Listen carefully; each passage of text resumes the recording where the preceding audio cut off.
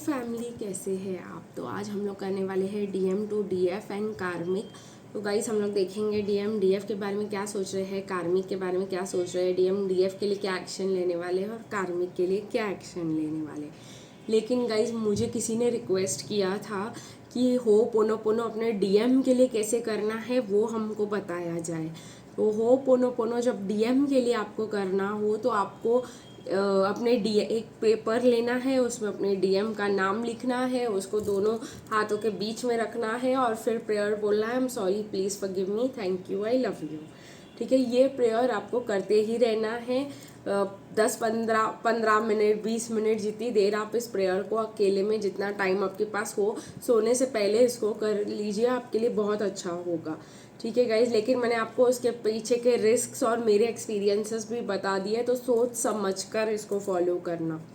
ठीक है, और एक और चीज़ मुझे आप लोग को बतानी थी कि डीएम को लगता है एक अर्जेंट रियलाइजेशन है, ये अभी अभी आया, तो मैंने इसको कम्युनिटी पोस्ट पर नहीं डाला, मैंने सोचा अपनी वीडियो में इसको शेयर करूँगी।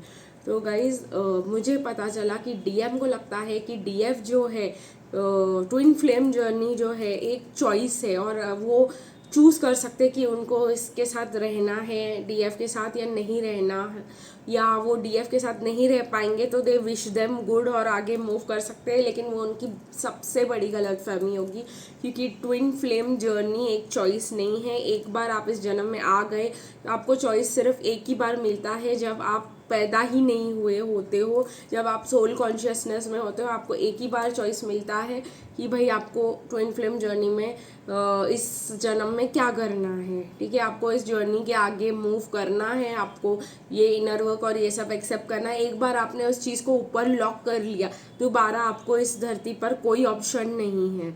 ठीक है, तो अगर आप लोग को बहुत ज़्यादा ट्रिगर हो रहा है इस चीज़ से, एक बात सुन लो कि मेरा डीएम ऐसा है, वैसा है, ये है, वो है, डीएम को बैश करना छोड़ दो।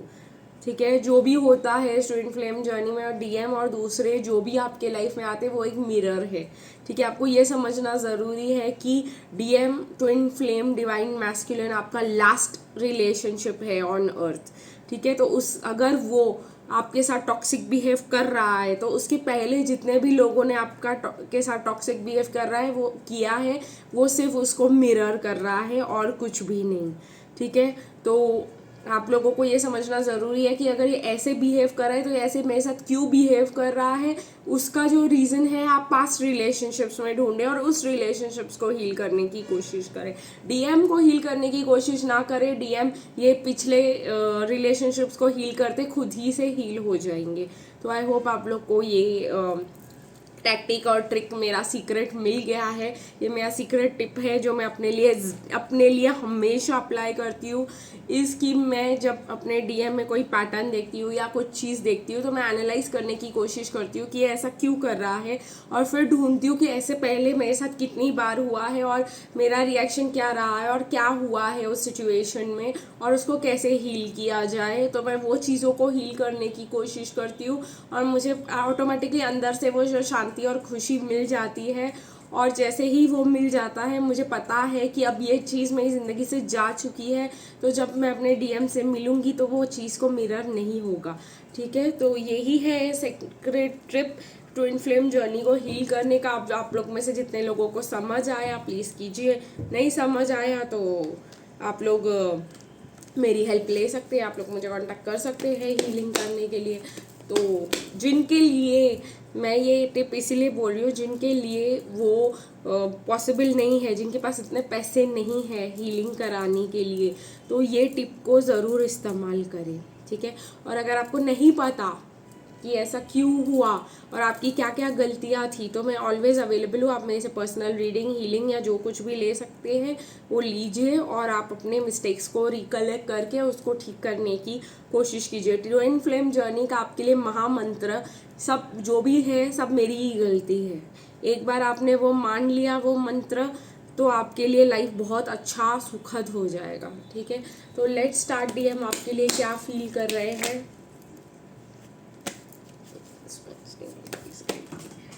एक मिनट गाइस, तो guys let's see DM DF के बारे में क्या सोच रहे हैं, क्या फील कर रहे हैं।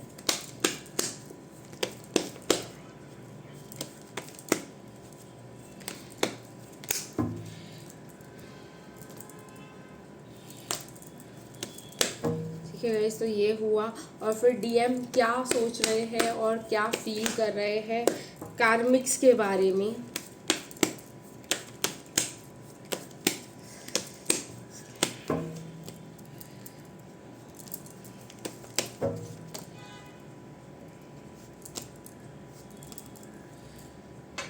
ठीक है, bottom of the deck energies भी ले ली है और अब देखेंगे ये कार्ड्स के साथ डीएम क्या एक्शन लेने वाले हैं डीएफ के लिए और डीएम क्या एक्शन लेने वाले हैं कार्मिक्स के लिए। ठीक है,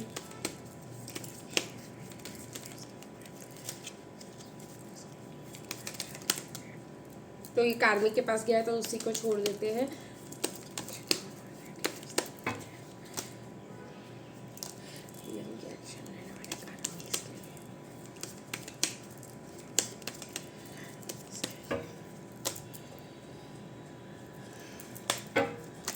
ठीक है, तो bottom of the deck energies wheel of Fortune in reverse है।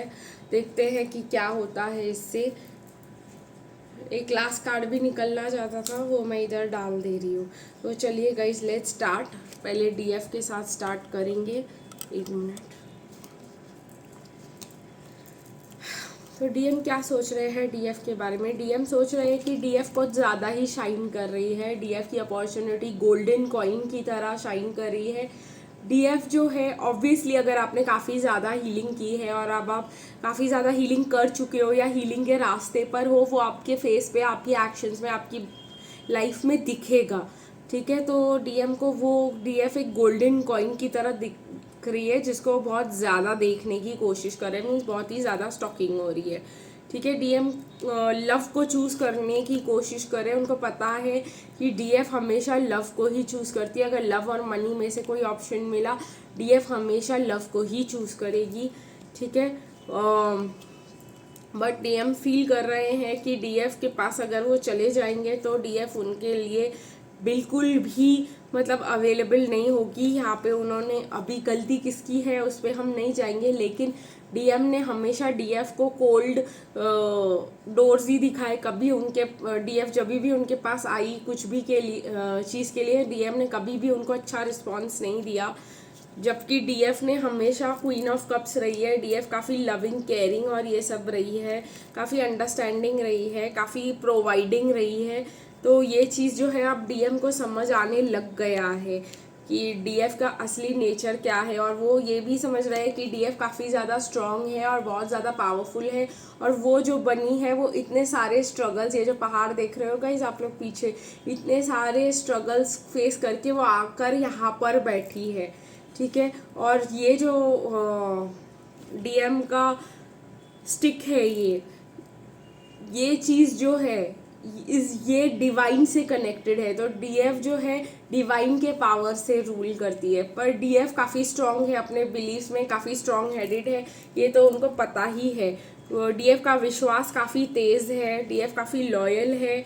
और उनको ऐसा भी लगता है एक वे में, जो मुझे सेकंड चीज़ यहाँ पे बताई जा रही है, कि डीएफ ही वो लॉयल पर्सन है कि डीएम जो भी करेंगे डीएफ उनके साथ स्टैंड बाय करेगी, उनके पास रहेगी, उनको लॉयल्टी देगी। यहाँ पे भी देखिएगा डीएम यहाँ पर अपना कासल बना रहे हैं और डीएफ आराम से, मतलब डॉग मीन्स लॉयल्टी, इसलिए मैं डीएफ को ऐसे दिखा रही हूँ, उनके पास ही है। जो भी डीएम चूज़ करते हैं डीएफ हमेशा उनके साथ ही होती है। तो ये जो है, लेकिन वो समझ रहे हैं कि उन्होंने इस थर्ड पार्टी सिचुएशन और ये सब करके डीएफ का हार्ट ब्रेक किया है। और ये मुझे वापस वही चीज़ याद दिला रहा है जो मेरे साथ कल हुआ। तो इसी वजह से मैंने एक अर्जेंट रियलाइजेशन भी लिखा था कि डीएम को जो है ऐसा लगता है कि डीएफ को अगर मेरे डिसीजन का बुरा लगा तो मैं क्या करूं, मैं क्यों उसको जाकर समझाऊं, मैं क्यों उसको बेटर फील कराऊं, मैं उसके हिसाब से फंक्शन नहीं कर सकता। लेकिन डीएफ को डीएम के हिसाब से फंक्शन ही करना चाहिए। इसीलिए ये मैसेज आता है कार्ड में हमेशा, I can't expect you to function my way but I still try. इसका मतलब है कि मैं जानता हूँ कि तुम मेरे हिसाब से नहीं चलोगी, पर मैं स्टिल कोशिश करता हूँ तुम्हें अपने हिसाब से चलाने के लिए। तो ये चीज़ जो है बहुत ज़्यादा इम्पॉर्टेंट थी मेरे को आपके साथ शेयर करना। तो डीएम को ऐसा लगता है इसको बुरा लगा तो मैं क्या करूं, मैं इसके हिसाब से थोड़ी ना चल सकता हूं। तो ये चीज़ काफ़ी रूड है, काफ़ी मीन है और डीएम ऑलवेज अनअवेकेंड है। तो लेकिन उनको ये नहीं समझ में आता कि कल ऐसा ही हुआ मेरे साथ कुछ, और मेरे को ऐसा लगा कि ठीक है नहीं बात करनी, नहीं बात करे, कुछ करना है कुछ करे। मैं फ्रेंड की बात कर रही हूँ, तो ऐसा एक्सपीरियंस में आया मेरे। मैंने सोचा आपके साथ डिटेल में शेयर कर दूँ ये, फिर मैं आपको थोड़ा सा बता देती हूँ एक्शन के बारे में। तो मुझे ऐसा लगा कि हाँ ठीक है, नहीं बात करनी है तो नहीं बात करे, जो करना है करे, मैं थोड़ी ना इसके हिसाब से फंक्शन कर सकती हूँ, इसको जो अच्छा लगेगा मैं थोड़ी ना वो करूँगी। फिर मुझे रियलाइज़ कुछ मैं बैठी, मैंने थोड़ा सा मतलब एक डीप ब्रेथ लिया, फिर मुझे तुरंत रियलाइज़ हुआ कि अरे लेकिन ये तो हर चीज़ में मेरी सपोर्ट करती है, ये तो हर चीज़ में मेरे साथ रहती है, इसको कुछ भी चलता है जो मैं करती हूँ, तो फिर मैं इसके लिए ऐसा क्यों बोल रही हूँ। इसको खाली थोड़ा सा बुरा लगा होगा मेरे एक चीज़ का, तो मैं इसको बैठ के समझाती हूँ, मनाती हूँ और सब ठीक हो जाएगा। फिर मैंने कॉल किया, उसको समझाया, मनाया, और फिर सब नॉर्मल हो गया, और वो भी मतलब मेरी खुशी में खुश हो गई। तो डीएफ ऐसी ही होती है, लेकिन डीएम को ईगो और डीएम का दिमाग नहीं चलता है, उनका ईगो बेस्ड थिंकिंग होता है, तो उनको नहीं समझ में आती है बात। तो जब आप डीएम एनर्जी में चले भी जाते हो, 11-11 दिख रहा है यहाँ पर, तो आपको थोड़ा सा इमीडिएट एक्शन नहीं करना चाहिए, इमीडिएट अपना मन नहीं बना लेना चाहिए। डीएफ बहुत डर बेस्ड, ईगो बेस्ड डिसीजंस लेते हैं। तो इसके लिए आप डीएम एनर्जी में अगर आप चले जाओ तो आप सोचो कि ये जो आप कर रहे हो क्या वो सही है, क्या आप फालतू में कोई रिलेशनशिप को बिगाड़ तो नहीं रहे हो। तो ये बात मैं आपके साथ शेयर करना चाहती थी। बाकी डीएम का एक्शन देखेंगे तो 8 ऑफ स्वॉर्ड्स आ रहा है, माइंड स्टक आ रहे हैं, वो उनको पता है आप उनकी खुशी आपके साथ है, उनको पता है, बट वो आपके कॉल या मैसेज करने पे कोई एक्शन नहीं लेंगे, बिकॉज उनको लगता है वो अभी भी माइंड स्टक है। ठीक है, वो अभी भी ये सोचते हैं कि खुशी इम्पॉर्टेंट नहीं है और ज़िंदगी में जीना और चलना ज़्यादा इम्पॉर्टेंट है। इसलिए द व्हील ऑफ फॉर्चून यहाँ पर रिवर्स में आ रहा है। ठीक है, वो अपनी खुशी को अपने हाथों से लात मार रहे हैं, ऐसा बोलना चाहिए डीएम के लिए।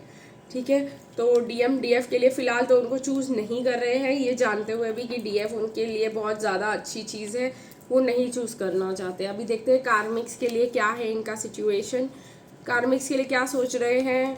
कार्मिक्स के लिए पहले सब अच्छा जा रहा था गाइस, पहले सब सही जा रहा था, लेकिन अभी वो कार्मिक्स के लिए भी स्पिल्ड मिल्क पे रो रहे हैं, और ये नहीं देख रहे कि उनकी जैसे डीएफ में आया था बरोबर, वो ये नहीं देख रहे हैं कि डीएफ के साथ उनकी नई जिंदगी का चांस है। वो स्पिल्ड मिल्क पे रो रहे हैं कि ये रिलेशनशिप खराब हो गया, और उसी पे काम कर रहे हैं, उसी को बनाने की कोशिश कर रहे हैं।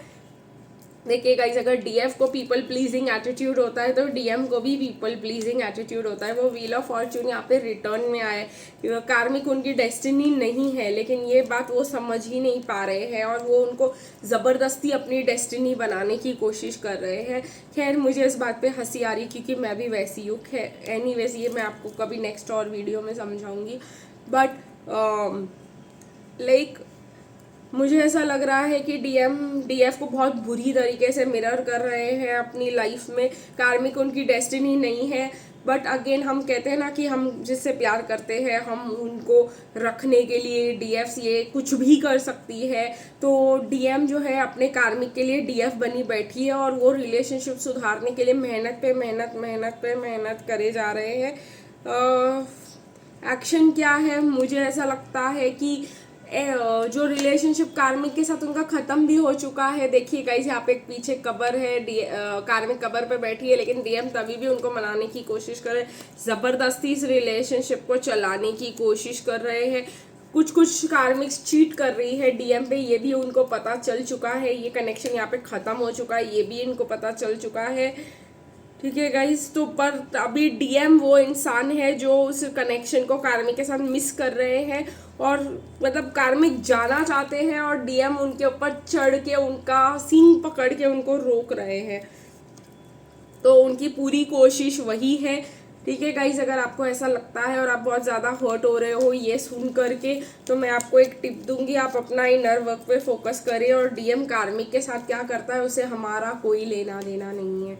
ठीक है। और ये डीएम, और किसी ने मेरे कमेंट्स में लिख दिया था कि ट्विन फ्लेम जर्नी है डीएम और कार्मिक की और हमारा कोई रोल नहीं है उसमें। एक्सक्यूज़ मी, ये जर्नी सिर्फ आपकी है और डीएम आपको सपोर्ट करे। ये जर्नी डीएफ की है टूवर्ड्स हर बेटरमेंट, स्पिरिचुअलिटी, सब डीएफ के लिए की जर्नी है ये। डीएम उसमें सिर्फ डीएफ को सपोर्ट कर रहे हैं और कार्मिक पिक्चर में ही नहीं है, ठीक है। तो प्लीज़ ऐसे उल्टे सीधे कमेंट्स ना डालें अपने ईगो में आकर के, और प्लीज़ अपना थोड़ा सा दिमाग चलाएं। आज के लिए बस इतना ही, फिर मिलेंगे कल, तब तक के लिए बाय बाय।